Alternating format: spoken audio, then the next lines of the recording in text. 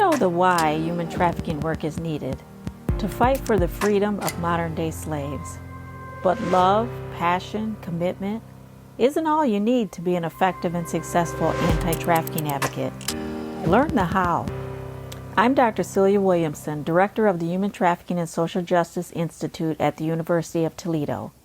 Welcome to the Emancipation Nation podcast, where I'll provide you with the latest and best methods, policy, and practice discussed by experienced experts in the field so that you can cut through the noise, save time, and be about the work of saving lives.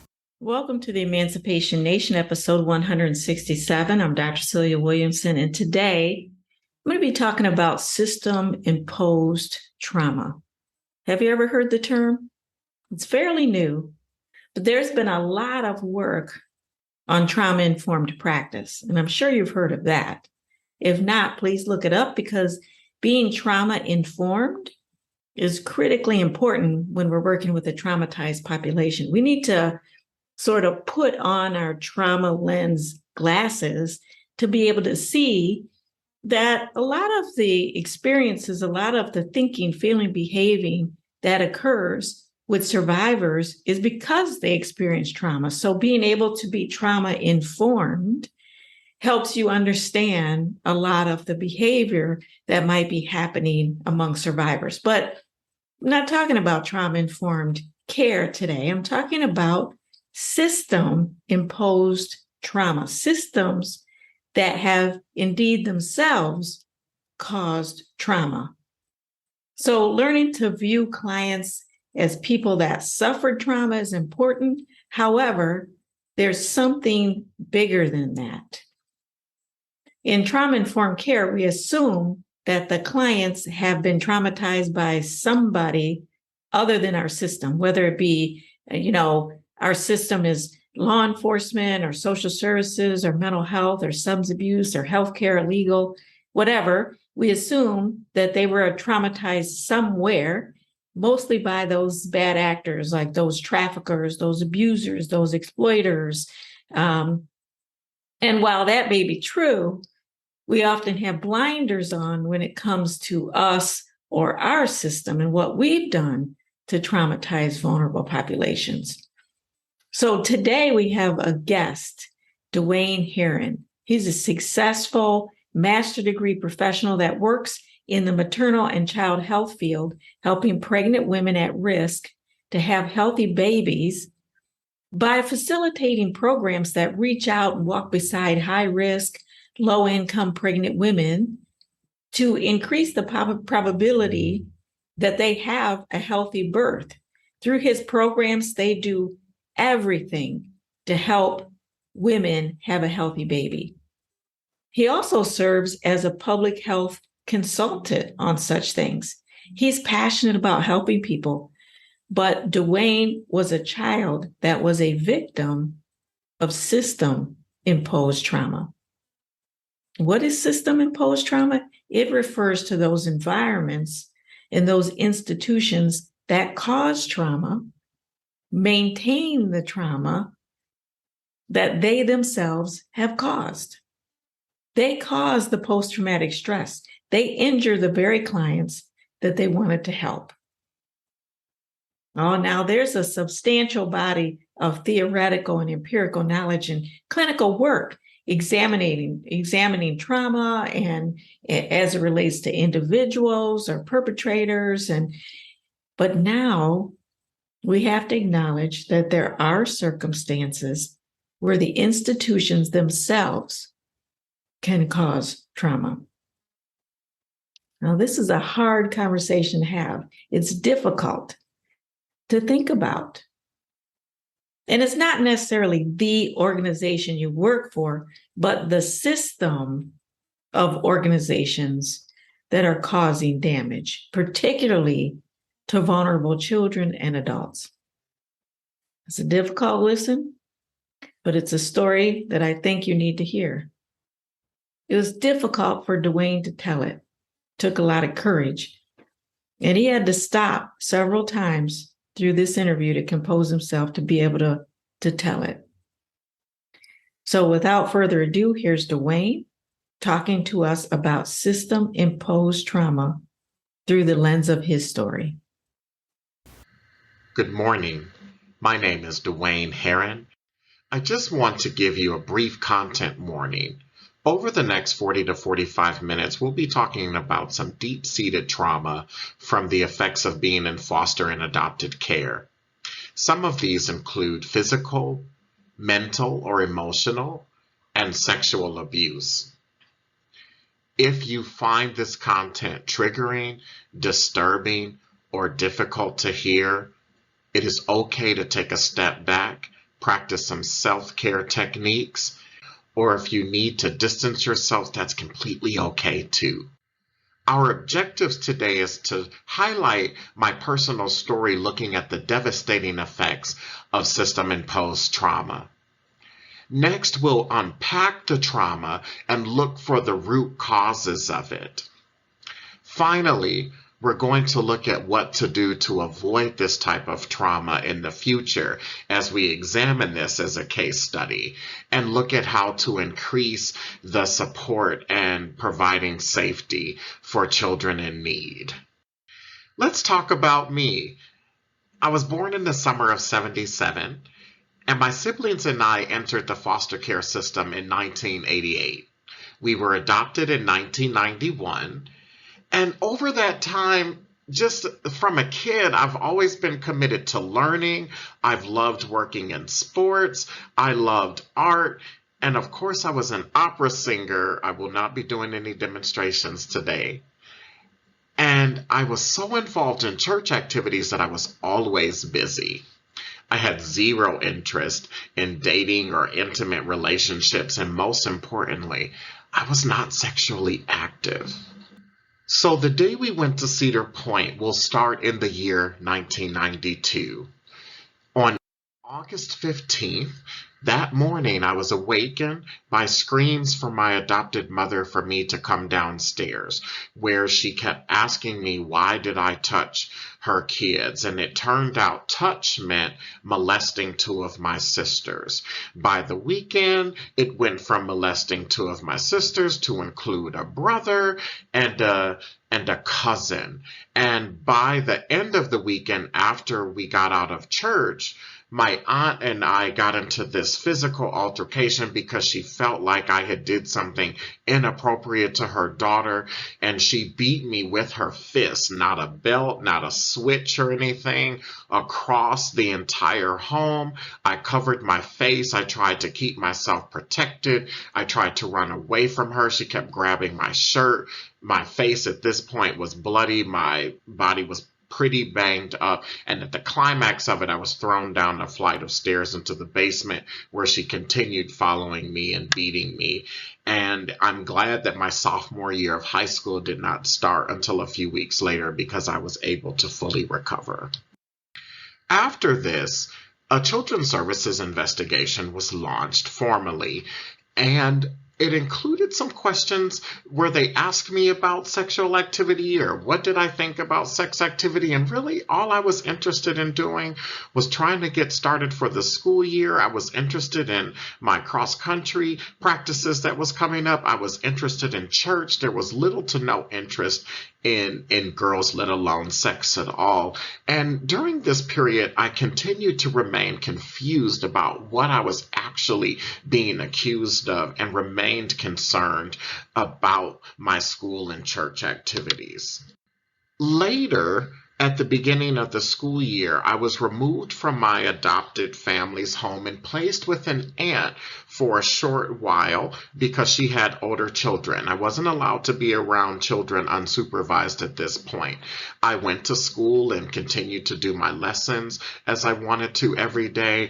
And as a team player, I continued cooperating with Lucas County Children's Services and continued asking and answering those questions and meeting with mental health professionals. I went to church, and the only time I really saw my family was at church because I was not allowed to really visit with them during the week while these events were going on.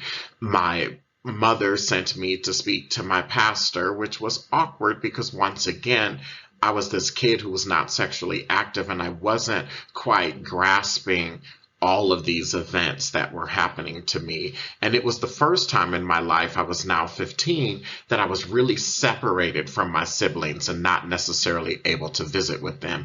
And that was difficult because they were really the only family that I've ever had and trusted. During this time period, I became more reserved. I'm a natural introvert, even though people think I'm extroverted. Quite the opposite is true. What I remember about this time is that with all of these questions being asked of me, no one was really listening to me. No one really heard that I wasn't sexually active. No one really heard the fact that I had no interest in girls or sex. And I was more still interested in just life and school and trying to graduate high school in a couple of years and hopefully set myself up for a nice college career. I lost trust with Lucas County Children's Services and mental health providers because the most common phrase that I heard after I would speak with them about my needs was, "That's not what your mother said. That's not what we're telling us." And so as a result, I just kept myself busy. School, church, cross country, whatever I could do to keep myself and my mind off of these events of the day. Until it escalated to the point where I now had to go to the juvenile court system. A hearing was scheduled with a magistrate. I was assigned a public defender. And since the situation still seemed cryptic, but now I was in a captive audience, I was able to really ask pointed questions about what was it I was being formally accused of. I want to break into this podcast and ask you an important question. Why did you become so passionate about the issue of human trafficking? Because you know how precious freedom really is, and you know that if you could offer that to someone else, it would make your life that much richer as well as theirs. Whatever you've accomplished thus far in life, nothing is more satisfying than being able to help someone receive the gift of freedom. If you're interested in taking the deep dive and becoming trained, write this down. It's my Effective Case Management with Human Trafficking Survivors course. You know, many direct service providers are passionate about working with survivors. They understand their why in doing this work, but many don't understand their what to do or how to do it or when to do it and where and how much to do what.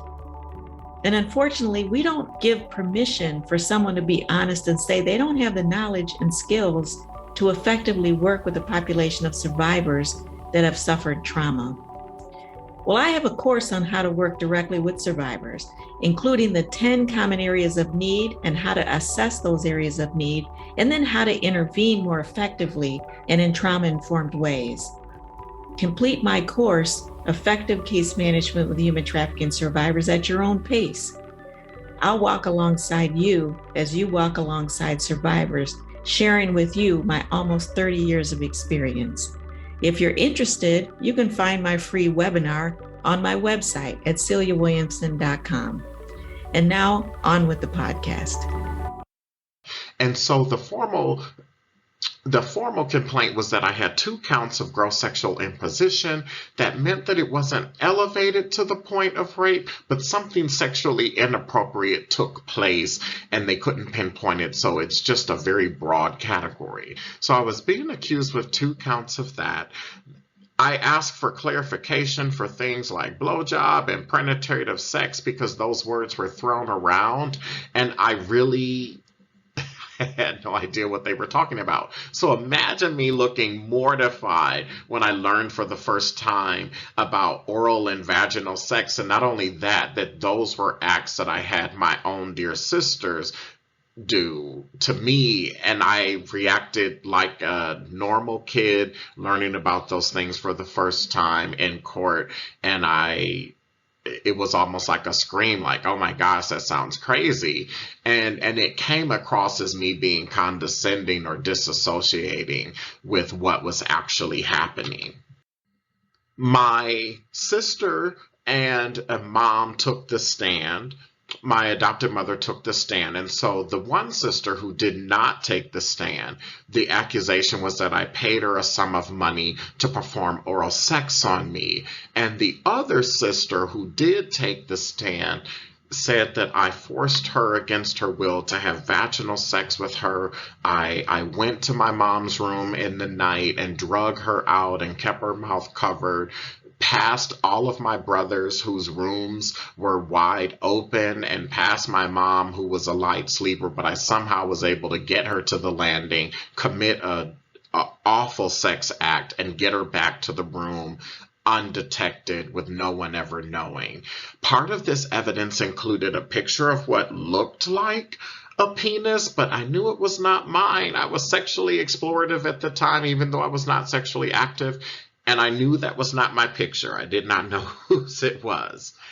The juvenile prosecutor asked me, "Do you know what a liar is?" In fact, that was one of the only questions she had asked me. It was very brief, and I, in a condescending nature, being a nearly straight A student at the time, retorted back, "Sure, it's someone who doesn't tell the truth." And her argument was that I was just saying that all these folks were lying, and I simply said yes, because I never did those things, and I was still confused as to why I was being accused of these acts.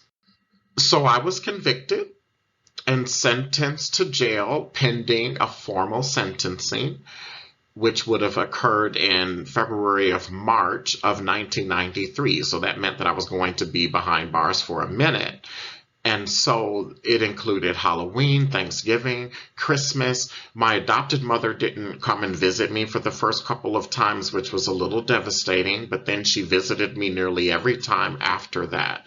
And I continued meeting with my public defender, cooperating with mental health folks, and just kept telling them that I was innocent. What I do remember about being in the CSI, or the Child Study Institute, as that's what it used to be called, is that my humanity was stripped. I did this whole fingerprints. They took a couple of photos of what I looked like. I had to take off all of my clothes and put on some clothes that were assigned to me. The only thing that I was able to keep were my tennis shoes that I was wearing at the time, and it was just devastating to me. I remember the fire hydrant quality pressure showers that had to be done in 4 minutes or less. I remember point systems being awarded for all of your behavior from the beginning of the day to the last part of the day, with every activity that happened. And after a couple of weeks and I figured out the system, then I was able to stay up late and enjoy cookies and punch and get to watch some television. So instead of going to bed at 9, I would generally go to bed at 10:30, 10 to 10:30, and sometimes a little bit later, depending on who was leading the place. I participated in school programs. I was a good team player. And to keep myself in shape, I was running in place. They would look in at night and like, "What is this kid doing?" I would just sing church songs and run in place to keep myself in shape, because I hoped that I would get out in time to hopefully run track. So after being there a couple of months, which does not seem like a lot of time today as the 45-year-old, but as a 15-year-old, that's a lot of time of being confined somewhere. I'm continuing to meet with my public defender and mental health folks and children's services, and I keep telling my adopted mom I'm innocent, but it was clear that a conviction was going to happen, and apparently there was enough to get a charge. And so what I needed to do was make a decision, and it was awful because I knew I didn't do it, but I was facing being in jail until I was 21, maybe 22. And I just said, screw it. I'm going to just say that I did it. So I just told them that I did it because I figured the path might be a little bit easier for me and I might be able to get out of jail. I wrote an apology, which I read to my siblings, and had moved on and apologized about everything that I had did to them. I had apologized to my mom and how difficult I had made life for everybody, and said I would continue to fully cooperate with the courts and children's services for next steps. And so those next steps meant that I was released between Christmas and New Year's. It was great. I was just sitting in the chair talking with Mr. Hayes, who was at CSI, and I just remember him hanging up the phone after he had picked it up in the middle of our conversation, and he said, "Get your stuff, you're getting out of here." And I never ran so fast. But the rest of the consequence was I would be on probation until I was nearly 18. I had to agree to not travel outside of Lucas County until during that time without court approval. I also agreed not to be around children under the high school age without adult supervision. I agreed to continue with my mental health counseling and supervised visits with my structured supervised visits with my siblings. But the biggest thing is that I had to go to sex offender treatment classes. And in those classes, I was with peers who had committed similar crimes, and I agreed to keep a sexual fantasy journal of what I thought about.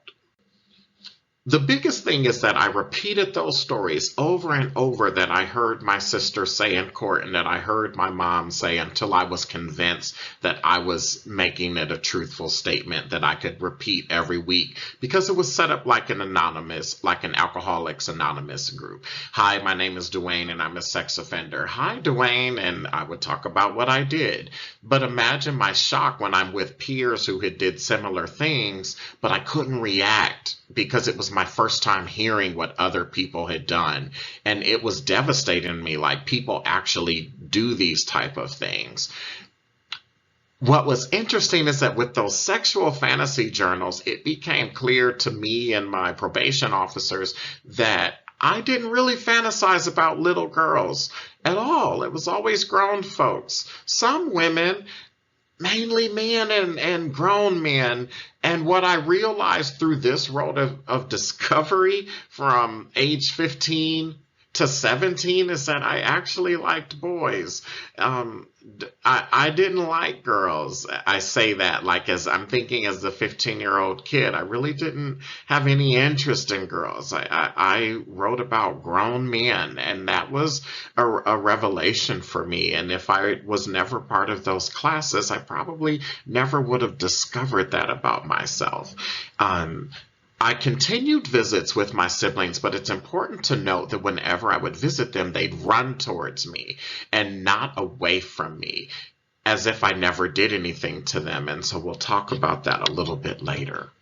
Mrs. Richardson, Mrs. Frankel, and Ms. Davis McGowan were my angels during this time. Once again, it's like from the beginning of 1993 to August of 1994. And Mrs. Richardson was my foster mom, and I blossomed with academics and church. She let me go to track clubs.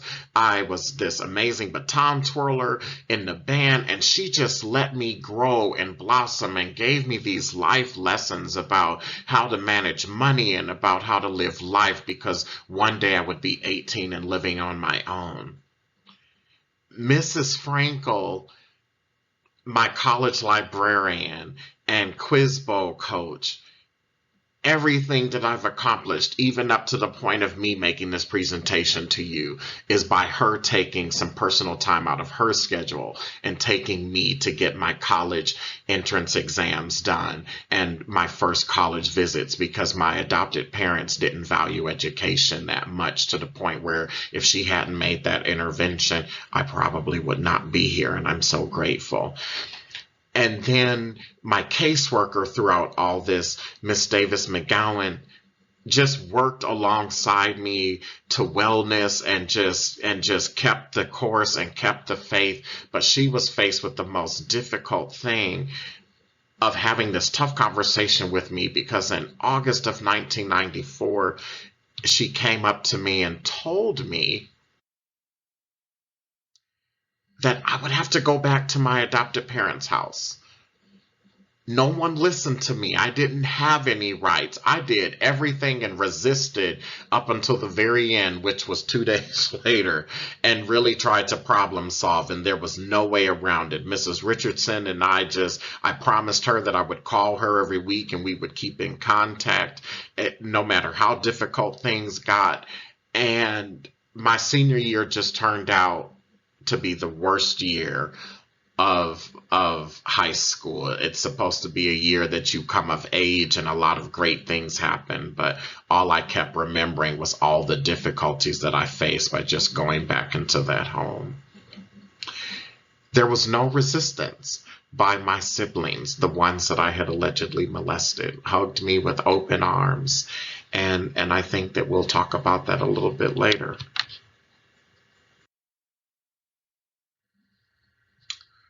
So during my senior year of 1994 to 1995, my adopted mother started to isolate me.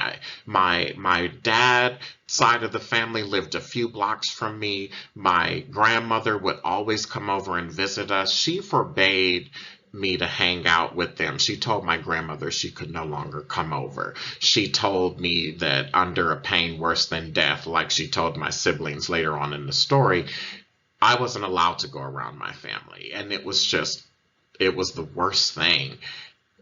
I would be forbidden to go to certain band events, to certain sporting events, to certain choir events, and they would keep me home for whatever reason. I had to get a job.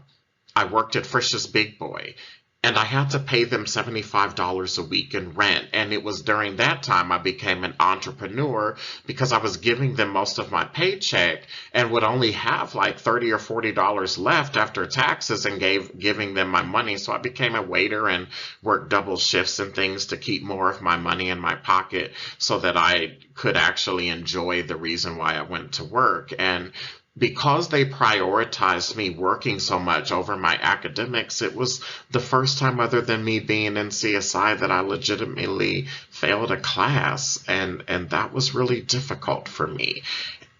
But worse, my parents did not, adopted parents, my adopted mother was married at this time. They didn't support me doing higher education. And when I went to go apply for college, I uncovered something that I probably was supposed to never find out. I filled out my free application for federal financial aid, and in that, the income that my adopted parents made had to be reported. So there it was, those subsidies for me and four other folks, siblings that she had adopted, being reported between $350 and $500. There were SNAP benefits that she received for having 7 children. She was considered low income, so she qualified for Section 8 and a first of the month check, as you call it, from welfare. She received SSI checks for 2 of my siblings, one who had mental issues for being sexually abused and things, and another adopted sibling for being born as a drug-addicted child and had some of his intestines and other health problems because of it. She received checks from them that averaged between $400 and $650. Tax returns, earned income credit for those 7 kids, adoption credit for 5 of us, and based on the criteria, all of us could be considered special needs, and that could be up to an amount of $6,000 per child once during the lifetime. And while the funding provided food, shelter, clothing, we were always sharply dressed. We always looked good. So people felt like we needed to be happy. This is what my adopted mother told us, because, they rescued us from a drug-addicted mom, and we should just be grateful. And I continued to be even further isolated because I kind of added all of this up and figured out, she's got a nice, pretty good income for a lady that's not working. So she was pretty much using this system. And life went on. I continued twirling baton and captured lots of state and national titles and went to college. And when I turned 18, I sealed my juvenile records. It was the best $30 I had ever spent. And I literally took the experience and put it in a secret place in my heart. And I forgot about it. And I never looked back when I turned 18, no matter how difficult things were. I just continued to make this weird life for myself, free from my adopted family, because I just wanted to be something else. And then in 2002, the story picked up. So let me tell you about my adopted mother. Born in 1960, When she took us in 1988, she was 28 years old, and she at the time was working at Cash and Carry off of Door and Secor as a grocery store clerk or cashier. And children were her ministry, and I met her at Los Salem Missionary Baptist Church because we used to go there when we were staying with Shug, one of our foster mothers that lived on Elizabeth, and she sent us to that church. And this lady almost took pity on us, and she made this decision to become this foster mom and to do whatever she could to take care of us and nurture us, to keep us together as siblings, and then become our mom. And I used to stand in front of church and just talk about how amazing this woman was, and just thanked God in heaven for sending this beautiful lady into our lives, because our mother didn't care to have us anymore. She was out doing drugs. Our stepdad was out doing drugs. My dad by 1989 was in jail for selling drugs, and he served that sentence for 26 years. And all we ever wanted was a mom to take care of us. And this woman almost just fell into our lives. And I was always so grateful of her strength, and for teaching me modesty, and for teaching me how to treat women, and to be just like a gentleman, and to be a responsible gentleman. And I was always so thankful for her. Even with all of those things that happened, I still remained grateful to her because she was my mom. She came to visit me every day while I was in jail, and I thought she was looking out for me. And then on December 6th of 2002, she died. And it was the absolute worst day of my life. Her heart stopped while she was at Warren AME Church at a funeral, in the middle of the aisle, on her way to see the body, and her heart just stopped and she fell out in the middle of the aisle. And my sister called me distraught, said it had been 5 minutes and they just couldn't get a pulse back. They couldn't get it back. And at 42, she died. So on the 10th,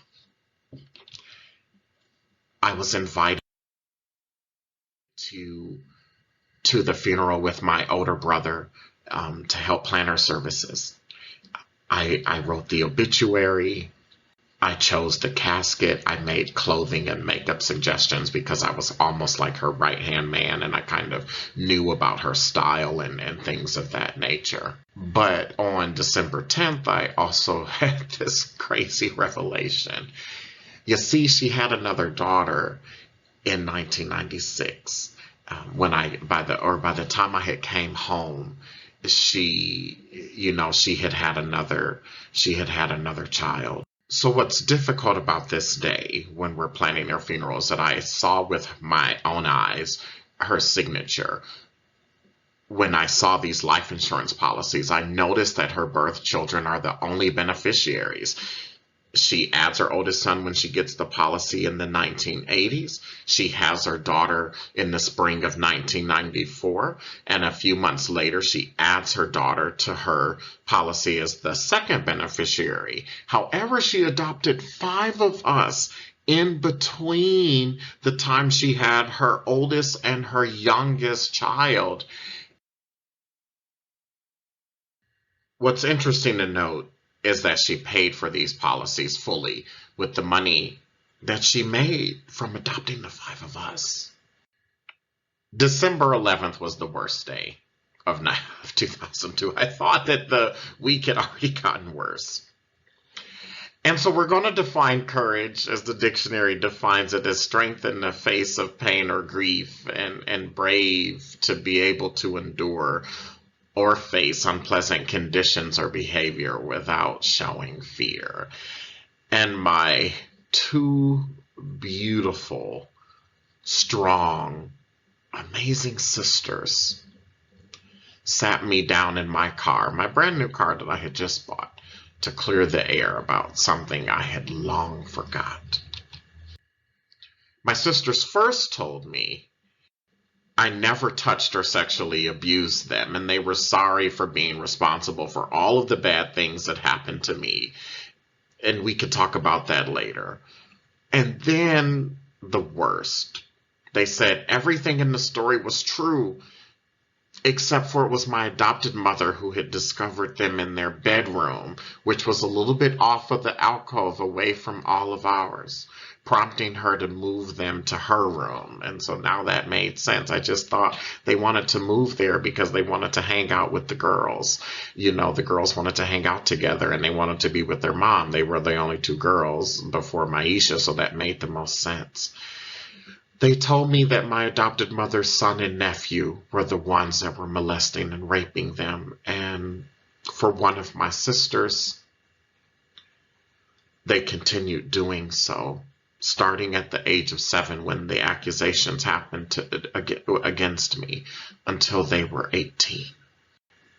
And when I thought it could get worse, my adopted mother, who I trusted with my entire life, made my sisters lie to the police, to children's services, to the juvenile courts, that I, not her son and nephew, molested them.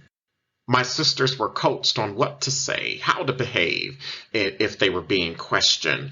And what was interesting is that my adopted mother never ever left their side to keep them on message, And if my sisters had ever said otherwise or had repeated a word to anyone, they would suffer a fate worse than death. And all of us were deathly afraid, like from a religious type of fear afraid factor of our adopted mother. And so I knew that when they sat me down to tell me that, and tears were running down their eyes, that their pain was indeed real. And they waited to tell me because they told me they had to make sure that she was dead and by no miracle she was ever coming back.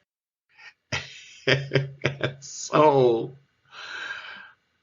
I had to process that all over. And I held them tight. I hugged them. I still love them dearly. They are my heart and soul. And in that moment, I felt like I was able to begin being their big brother again, because that veil of whatever was keeping us apart was gone again. I stopped talking to my adopted family about a year after that because they found out that my sisters told me. And that meant that others knew. They weren't mad at what happened. Forget what happened to them. They had got raped. They had all these awful things happen to them. The adopted family were mad that they told me. Why did you have to tell him? They kept saying that. Another aunt, the same aunt who beat me half to death, told me to let it rest with my mom in the grave. That's what they told me. Let it rest. Let it go. She's gone. There's nothing that could happen.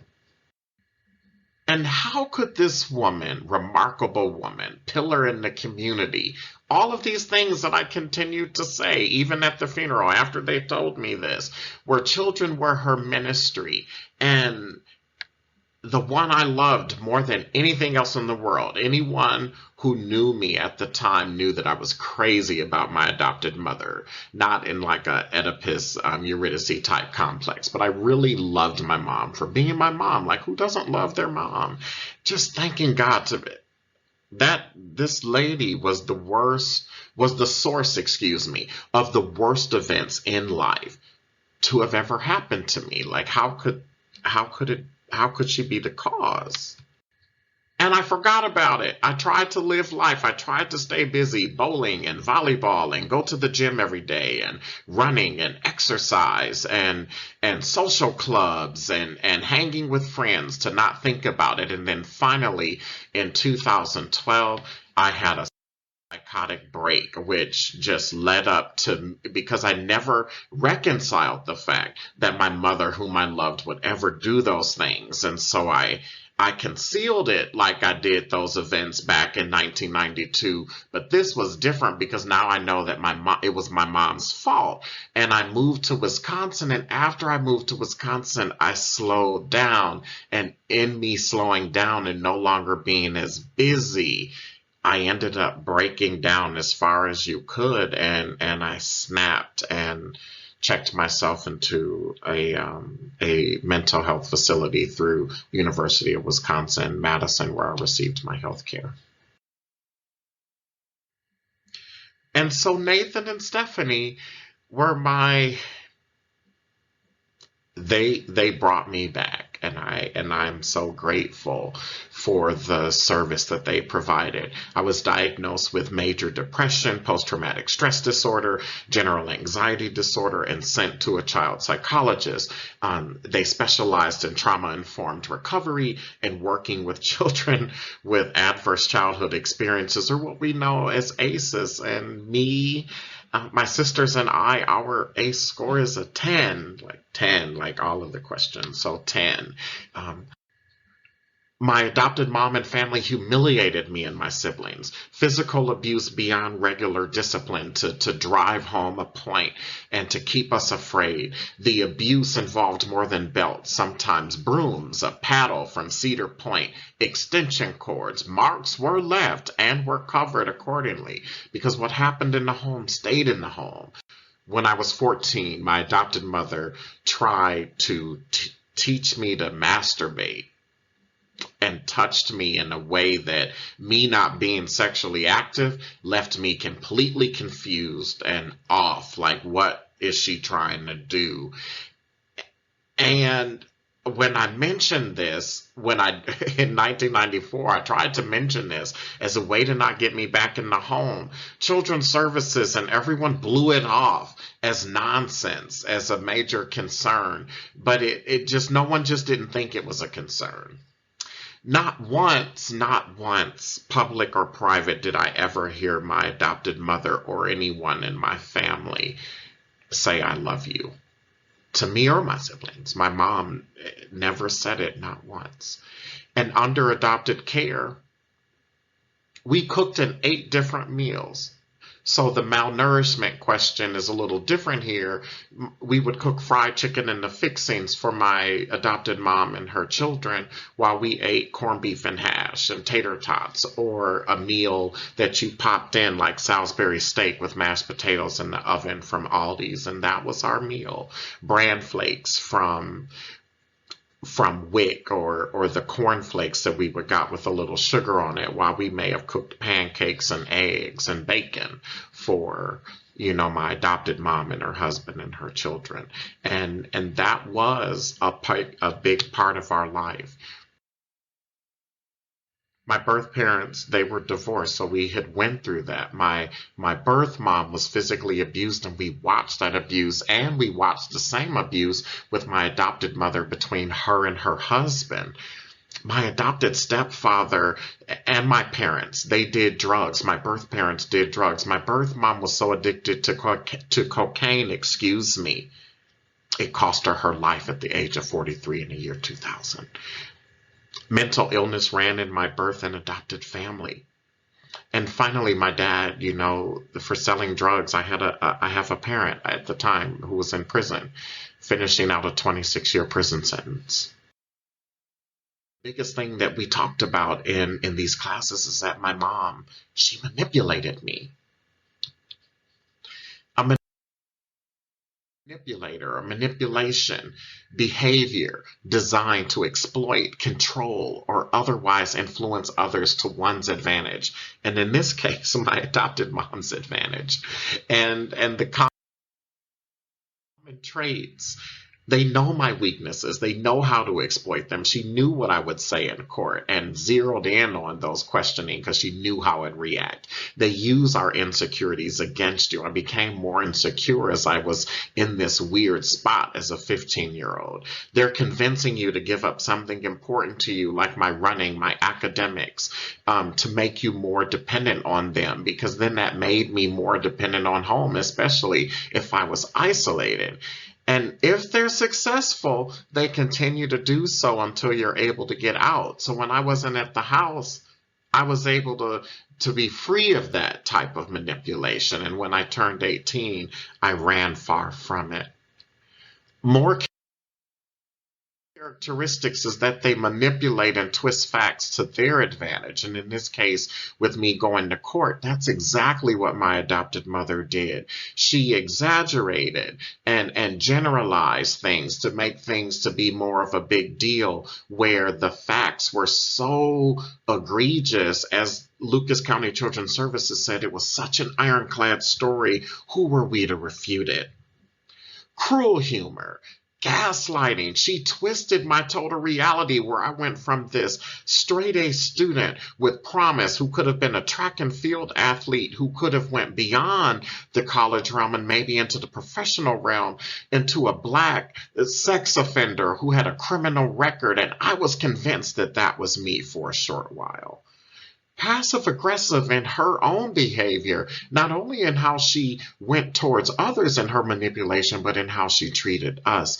And we were always judged. You know, your mom was nothing but a crack addicted person, and you're nobody, and you wouldn't be anybody if we didn't take you off of the streets. She used religion as the source of her manipulation, and with her moral and ethical standards, where they just became too hard sometimes to live up to, and would guilt trip you if you did not. Always keeping track, always need to know where you are. The reason why you isolate is because you keep a pulse on where people are. And we were always bombarded with expectations, rules, wants. And if we didn't measure up, there was always hell to pay. And that's what she did. And why? Those monthly subsidies, those SNAP benefits, remember all of that money that I had talked about earlier?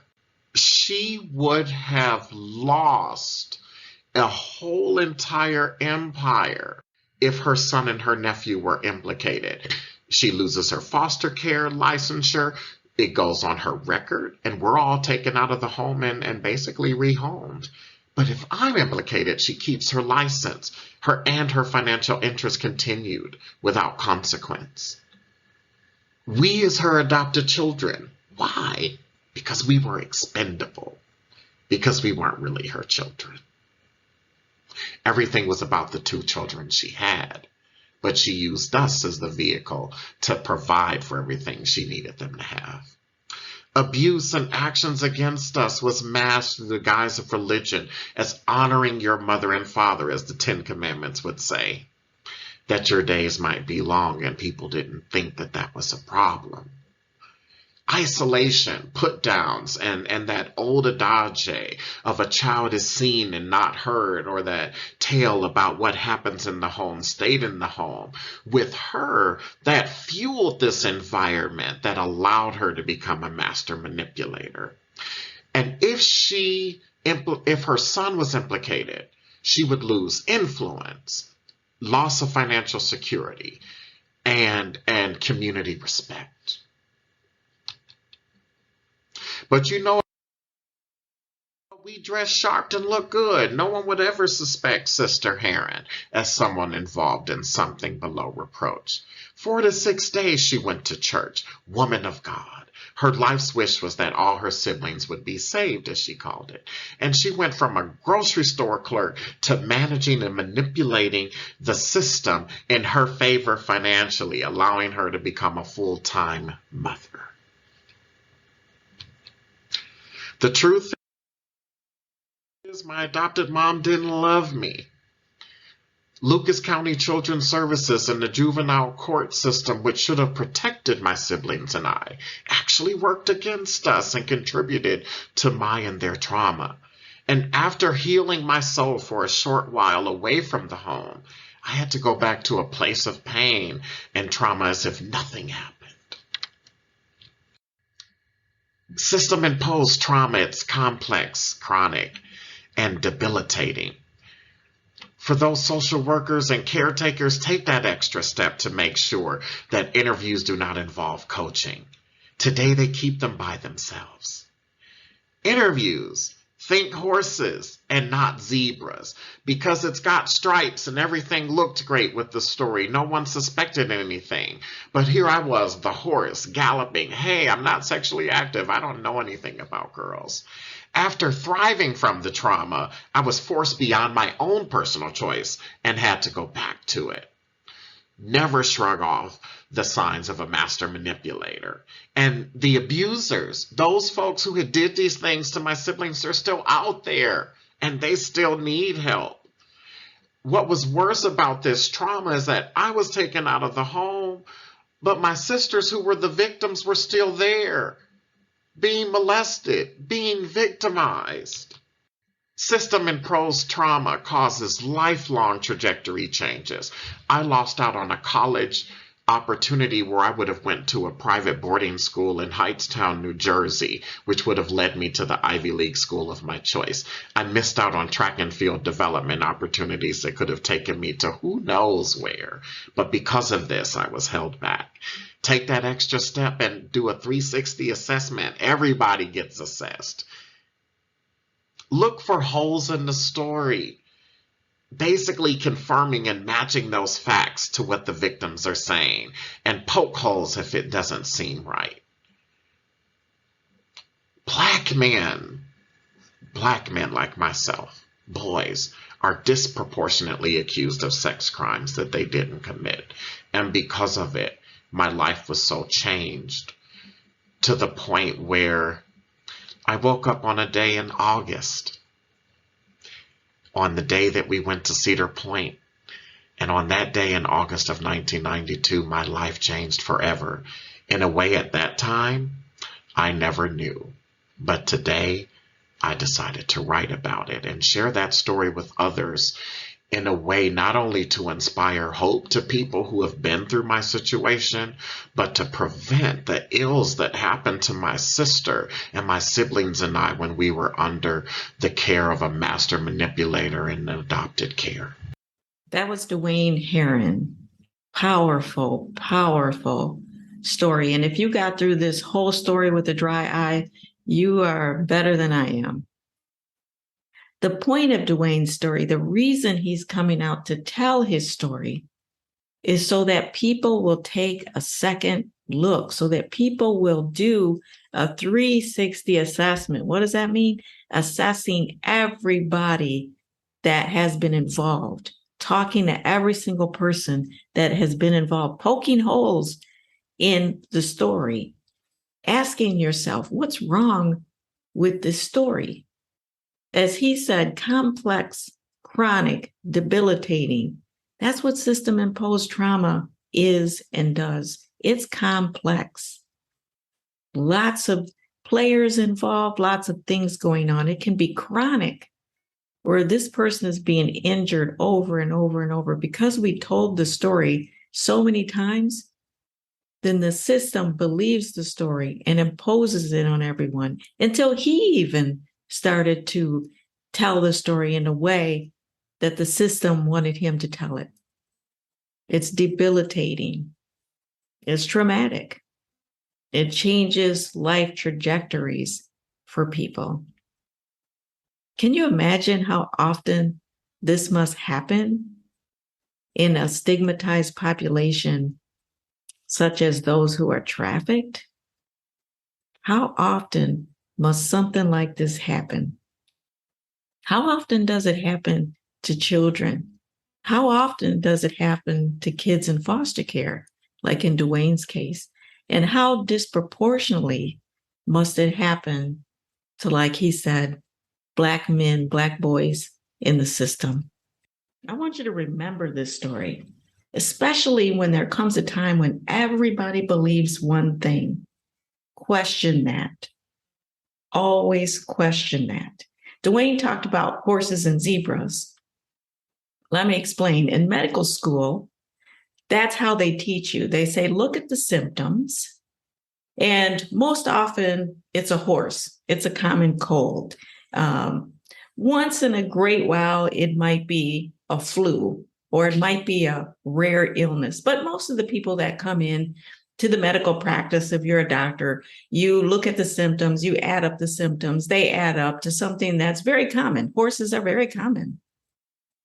Once in a while, it's a zebra. It's a rare medical condition. It's a rare illness. But most often, people that come into a medical practice, their symptoms add up to just common everyday horses. What he's saying in social services, we often see a lot of zebras. We see, yes, this person has abused children. Yes, this person is whatever the symptoms add up. It's rare in society. It's not as rare, but it's sort of rare for someone to be a perpetrator. The common person in society is not a perpetrator. So it's sort of a zebra. And in the professional helping fields of social services or counseling or anything like that, we see a lot of zebras. When we go out in everyday life, we see a lot of horses, but in our jobs, we see a lot of zebras. And what he's saying is, once in a while, the kids that come into your practice that are accused, stigmatized, sometimes they're not zebras, they're just horses. Just horses. So don't assume just because somebody is involved in child welfare or juvenile court, that they're automatically a zebra. They're automatically guilty by association. Always ask yourself, if the story is true, who benefits? Because in criminal investigations, they often chase the money. Follow the money, and you find out often what's really happening. Why should you always question yourself? Because no is important. No, maybe this didn't happen the way everybody says. No is important because yes is so expensive. It was expensive in Dwayne's case. When we get it wrong, we have the power to ruin lives. Ruin lives. It's so wonderful the way we wrap up this national and global conversation. We say we need to be trauma informed. We need to practice trauma informed care. Oh, don't we give ourselves such a positive, we shine such a positive light on what we now need to do. Why do we now need to do that? Because we have messed up people's lives in the past. That's why we need trauma-informed care. So nice that we give ourselves a pass with this wonderful word, trauma-informed. And the reason we need to be trauma-informed is because in the past, yesterday, most of us today and tomorrow will be traumatizing. We will be traumatizing the vulnerable people we claim to help. Our systems will be hurting people. We will engage in groupthink. When somebody believes it's true and somebody else believes it's true, now this system believes it's true, multiple systems believe it's true, and we wrap ourselves around sometimes this lie. We see things as black and white, bad or good. And oh man, if you are in the bad category, systems can unleash their power up on you. And what can you do about it as one lowly person? How can you fight that groupthink? You can't. And so people that have realized that we have done this to people over and over and over again, we say, well, we need to train people to be trauma informed. We don't own our past. We aren't even holding ourselves accountable. We're just saying from here on forward, we need to be trauma informed. While other lives hang in the balance, while other lives have been ruined. Dwayne is a success today because of Dwayne. He took himself back to college. He made something of himself. He chose strategically who he would spend his time with as an adult male and who he would leave behind because it was destructive for him. Even his family member took it upon herself to beat the shit out of him, which is quite illegal, to pummel him, to beat and beat and beat him. And when they could take no more, to kick him down the stairs. Because in her eyes, he has no value. He lost value. And see, that's the way we do people all the time. We rush to judgment. We rush to pass these laws, particularly anti-trafficking laws. We rush to pass these laws and we don't care. Give this person 30 years, 40 years life. And we don't think about the collateral damage. We don't think about the person who was a victim, experienced trauma bonding and Stockholm syndrome, turned 18 years old, and then started working with the trafficker. We don't think about them because remember, we think black or white. We don't think gray. So you're either good or you're bad. You're going to prison, even though many years of your life you were a victim. And now you experience trauma bonding. We don't care. All I'm saying is when we think about being trauma informed, and we should be trauma informed, let's not forget why we need to be trauma informed. It's because what we did yesterday, what many people will do today, will be traumatizing, will violate people's human rights. So let's not forget that. Let's be cautious.